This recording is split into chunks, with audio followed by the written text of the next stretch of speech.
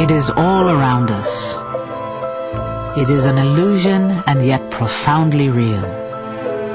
What we perceive as race is one of the first things we notice about each other.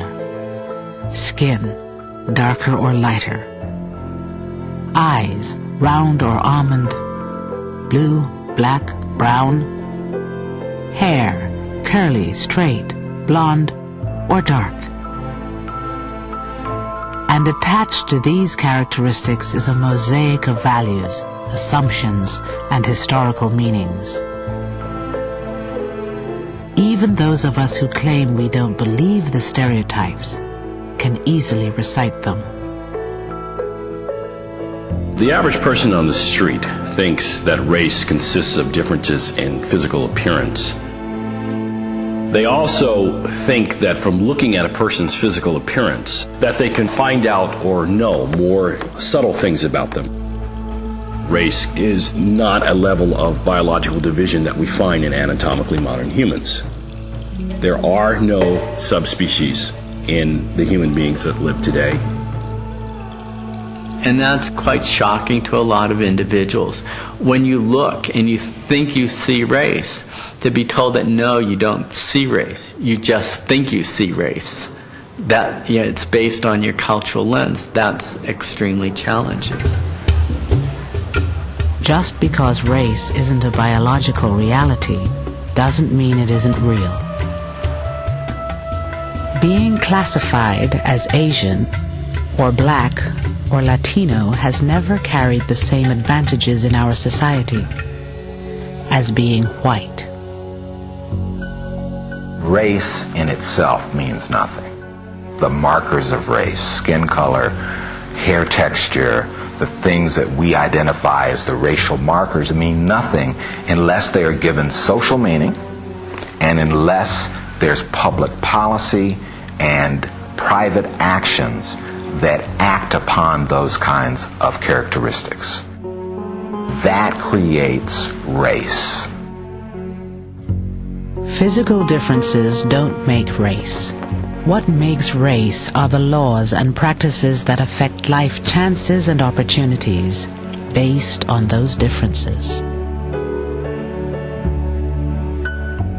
If we look carefully, we can see how our institutions and policies have assigned racial identities and reinforced racial inequality throughout the 20th century. And this is something I think that all immigrant groups experience in one way or another when they come to America, no matter what point in time it is, because they come to a country that has historically always been highly racialized. It's a country where race has its origins in slavery, as well as in the conquest of Native American Indians. So anybody coming from the outside after that point has to fit into this racialized society in some way. And it's not always clear how people are going to fit in right away.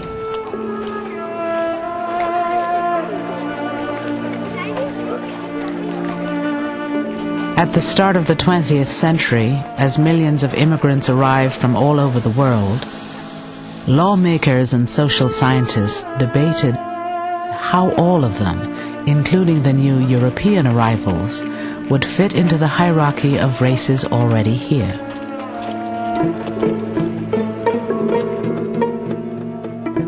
They came seeking economic opportunity, freedom, and a future for their families.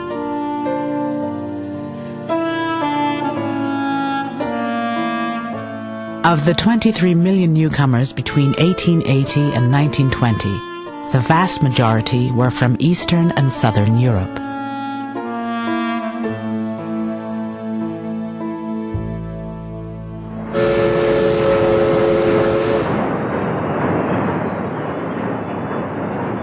Immigrants often work the hardest, poorest paying, and most dangerous jobs, along with the so-called inferior races already here: blacks, Mexicans, and Chinese.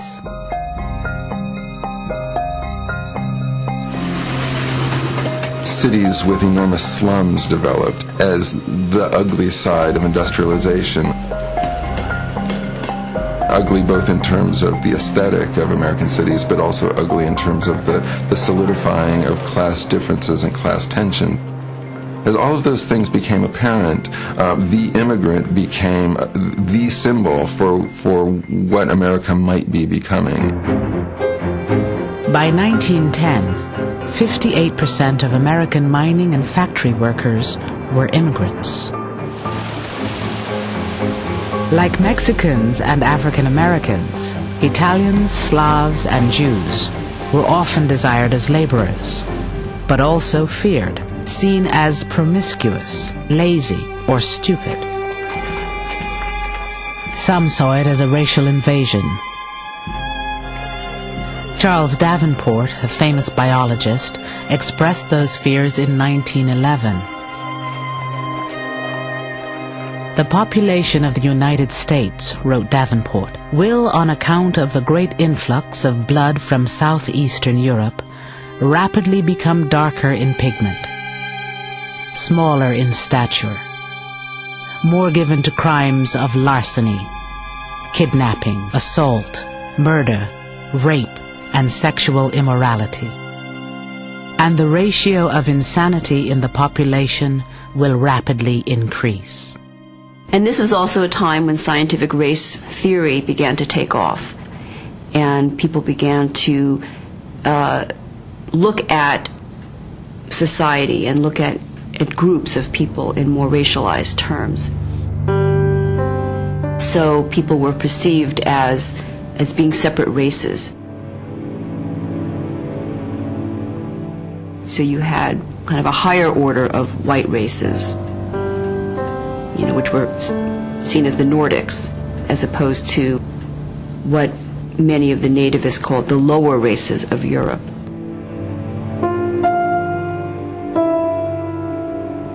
There are various groups like the American Breeders Association, the Eugenics Research Association, who not only are doing research on various racial types, in this case, Hebrews, Slavs, Mediterraneans, what we would call now the Caucasian race, would break it down to 35 or 37 or 45 races for study.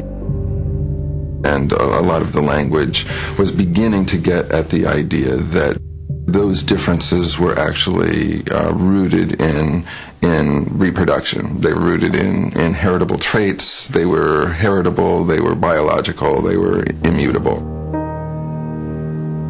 The more the newcomers were forced into low-paying jobs and diseased tenements, the more these conditions were explained as natural consequences of their innate racial character.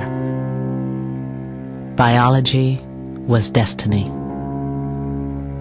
Which side of the racial divide you found yourself on could be a matter of life or death.